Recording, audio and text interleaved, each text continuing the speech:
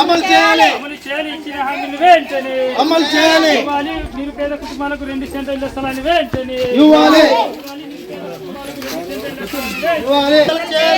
చేయాలి. కొత్త పింఛన్లు వెంటనే వర్ధిల్లాలి భారత కమ్యూనిస్టు పార్టీ. వర్ధిల్లాలి భారత కమ్యూనిస్టు పార్టీ. ఇవ్వాలి. నిరుపేద కుటుంబాలకు 2 సెంట్ల ఇళ్ల స్థలాన్ని వెంటనే ఇవ్వాలి. మహిళా నిధికి 1500 రూపాయల నెలకు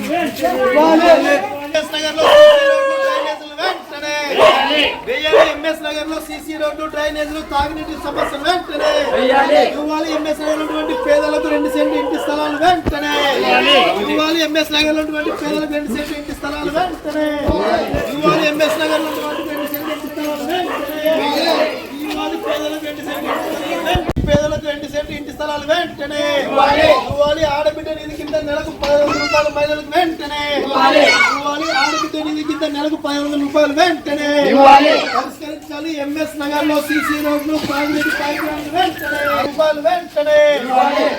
ఆడబిడ్డ నిధి కింద నెలకు 1500 రూపాయలు వెంటనే ఇవ్వాలి. పేదలకు పట్టణంలో 2 సెంట్లు ఇంటి స్థలాలను ఇవ్వాలి. పేదలకు పట్టణంలో 2 సెంట్లు ఇంటి స్థలాలను సెంటు స్థలం ఏం కాదు.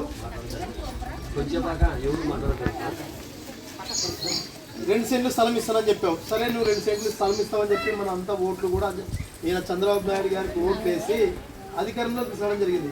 అయితే చంద్రబాబు నాయుడు గెలిచి దాదాపు 2 ఏళ్ళు దాటిపోయింది.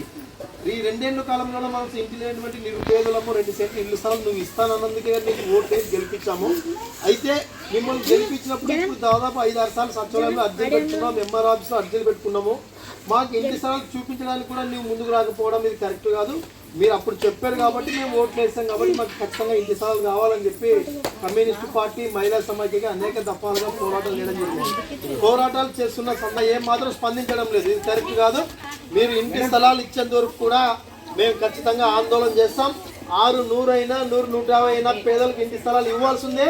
ఇంట్లో ఇచ్చినటువంటి స్థలాలు ఇల్లు కట్టుకుంటారా, గుడిసెలు వేసుకుంటారా, తర్వాత వాళ్ళు ఇష్టం అని చెప్పే పద్ధతిలో ఈ నెల 6 నుండి 15 వరకు మన ఎమ్మెల్యే నుంచి దేశవ్యాప్తంగా రాష్ట్ర వ్యాప్తంగా కూడా సమస్యల పైన పాదయాత్రలు వేస్తున్నారు. ఇంకోటి ఆడబిడ్డలు ఇదే అని చెప్పాడు ఆయన చంద్రబాబు నాయుడు.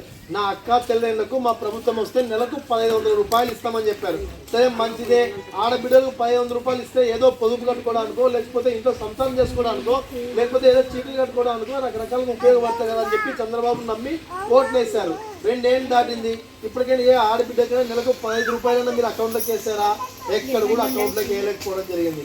ఇవే కాదు, 2 ఏళ్ల కాలం సంబంధించి కొత్త పింఛన్ల కోసం అలాంటి ముసలోళ్ళు అయ్యా పింఛన్ 4000 వస్తాయి, ఏదో గుళికలతో మోకాళ్ళ గుళికలతో లేకుంటే ఇంటి సంసారంతో లేకుంటే రకరకాల ఆరోగ్యం బాగాలేకపోతే ఆ గుళికలకు ఉపయోగపడుతునే పద్ధతిలో నెలకు 1500 రూపాయలు ఇస్తాను.